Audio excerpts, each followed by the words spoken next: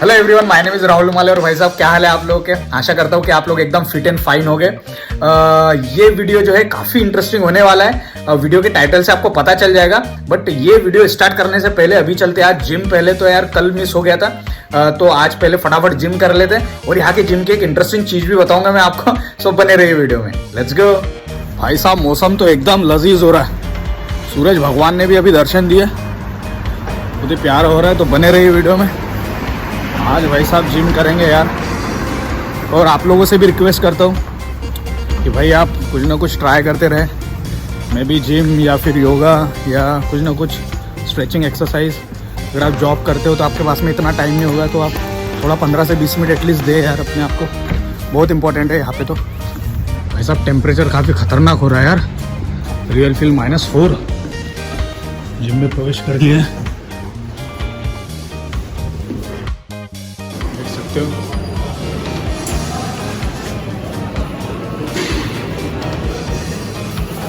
इधर रिसेप्शन वाला एरिया रहता है, इधर दिखा था। Even when you feel low, you can still go. Even when you feel slow, you can still go. Even when there's no hope, you can still go. I never answer to no, man, I still go. Go, go, go, go, go, go, go, go, go, go, go, go, yo, go, go, go.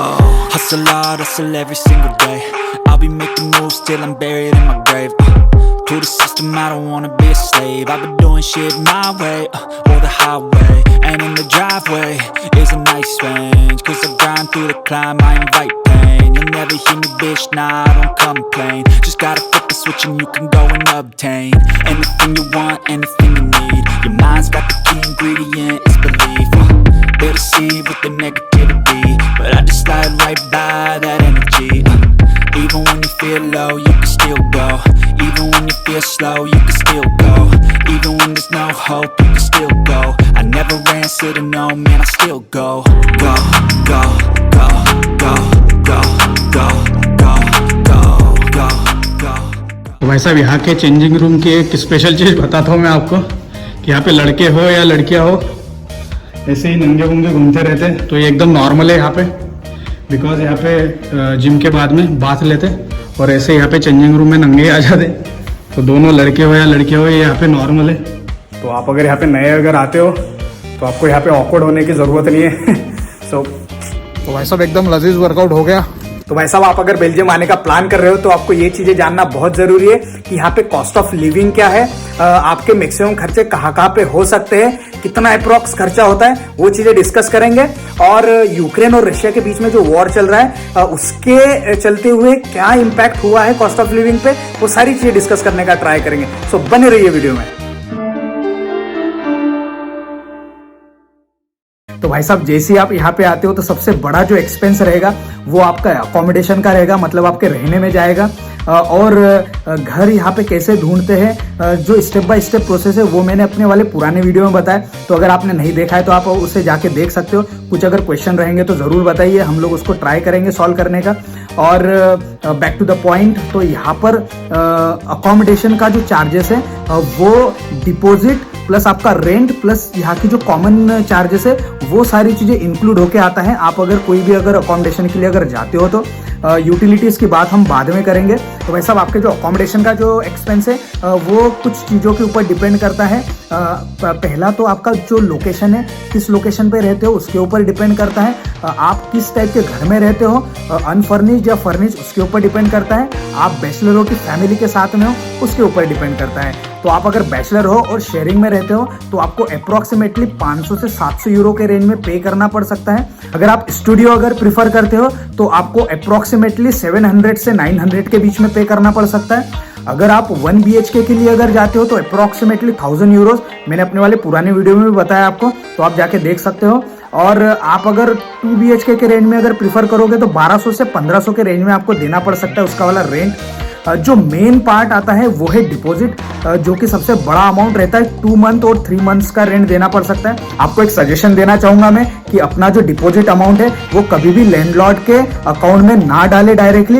यहाँ पर security deposit accounts रहते हैं जो कि आप bank में जाके open भी करा सकते हो या ऑनलाइन भी ओपन हो जाते। तो वहां पर आपका जो डिपॉजिट अमाउंट है 2 मंथ्स का या 3 मंथ्स का वो लॉक हो जाता है। उसे आप भी यूज नहीं कर सकते हो, नहीं आपका मकान मालिक यूज कर सकता है। और आपका जो कॉन्ट्रैक्ट जब खत्म होता है तो वो फॉर एग्जांपल अगर घर में कोई भी प्रॉब्लम नहीं है तो वो म्यूचुअल एग्रीमेंट से वो अमाउंट रिलीज होकर आपके अकाउंट में आ जाएगा। लेकिन अगर कुछ भी अगर डैमेज अगर रहता है तो उसके अकॉर्डिंग वो उतना अमाउंट ओनर डिडक्ट कर लेता है, वो ओनर के अकाउंट में चले जाएगा और रेस्ट वाला जो अमाउंट है वो आपके अकाउंट में आ जाएगा। तो ये ऐसा म्यूचुअल अकाउंट रहता है, तो ये आप जरूर ट्राई करें ओपन करने का, डायरेक्टली ओनर के अकाउंट में बिल्कुल ना डालें। अगर आपने अनफर्निश्ड घर अगर प्रिफर किया तो आपको वन टाइम जो कॉस्ट है वो फर्नीचर का बियर करना पड़ेगा, सारा जो सामान है आपको अरेंज करना पड़ेगा। डिपेंड करता है कि आप कौन कौन सी चीजें लेते हो आपके घर के लिए। यहाँ पर बेल्जियम में सेकेंड हैंड चीजों का कल्चर है, मतलब आप कोई शॉप्स है जहाँ से आप सेकेंड हैंड जो फर्नीचर है और घर का जो सामान है वो ले सकते हो और उसमें कोई भी शर्म नहीं है, सारी चीजें नॉर्मल है। यहाँ पर काफी सारे लोग आइकिया भी प्रिफर करते हैं, तो डिपेंड करता है कि आपकी क्या चॉइस है।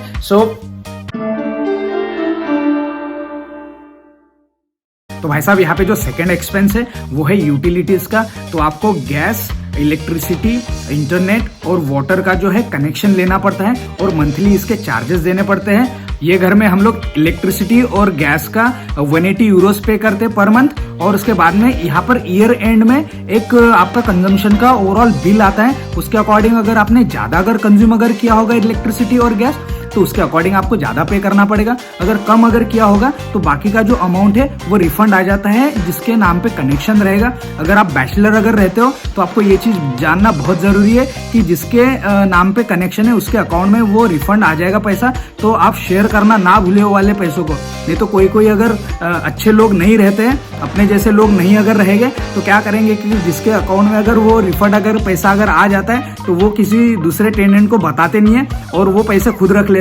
तो आप अगर शेयरिंग में रहते हो तो ये चीजें जरूर ध्यान रखें। गैस और इलेक्ट्रिसिटी के बाद में नंबर आता है वाटर का। तो हम लोग यहाँ पर वाटर के लिए पे करते हैं 50 यूरोस पर मंथ। उसके बाद में जो मेन है वो वाईफाई है। हम लोग प्रॉक्सिमस का इंटरनेट यूज करते हैं यहाँ पे।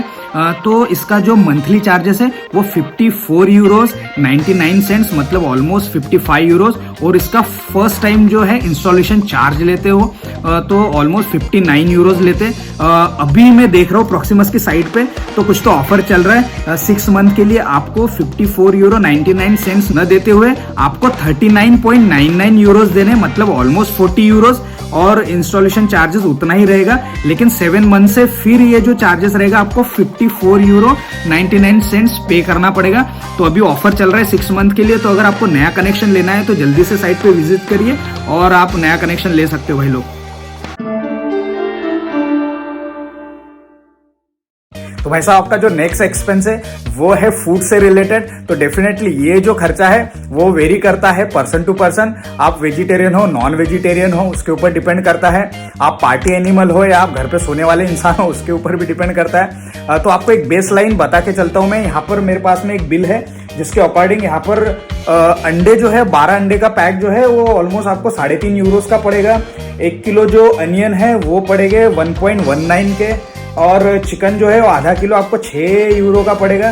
तो काफी सारी चीजें, टोमेटो अगर देखूंगा तो आपको 1 किलो जो है वो 2.39 का पड़ेगा। तो मैं ये बिल डाल दूंगा ताकि आपको आइडिया आ जाएगी कितना एक्सपेंस होता है। आप यहाँ पे इंडियन स्टोर से भी सामान खरीद सकते हो तो उसका एक अलग खर्चा होता है। और आप अगर ज्यादा ही बदमाश हो भाई साहब, अगर आप पीने खाने वाले हो, पार्टी एनिमल हो, तो आपका खर्चा बता नहीं सकते। बट एक बेस लेवल पे आपको बता के चलता हूँ कि 200 से 300 यूरो आपका मिनिमम खर्चा होगा और maximum it's up to you कि आप कितना खर्चा करते हो।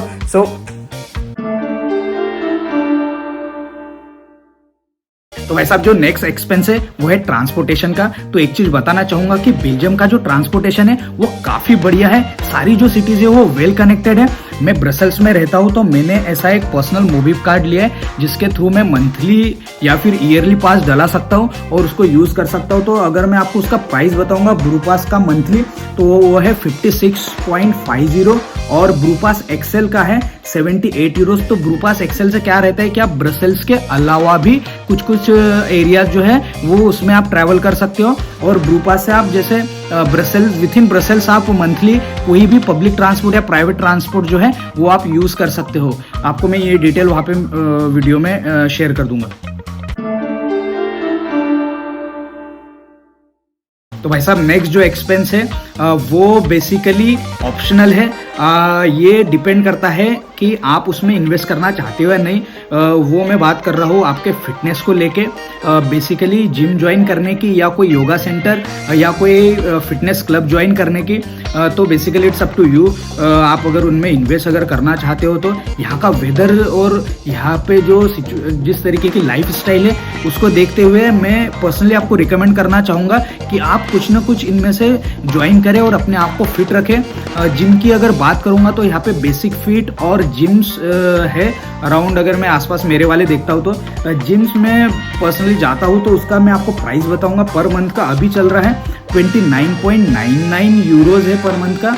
और आप अगर इनका मतलब कोई पर्सनल ट्रेनर अगर लेते हो या कुछ इनकी कोई स्पेशल सर्विसेज ये लोग प्रोवाइड करते हैं तो वो चीज़ अगर लोगे तो आपको कुछ एडिशनल चार्जेस पे करना पड़ता है। तो बेसिकली ये एक ऑप्शनल एक्सपेंस है, अगर आप करना चाहो तो करो, नहीं तो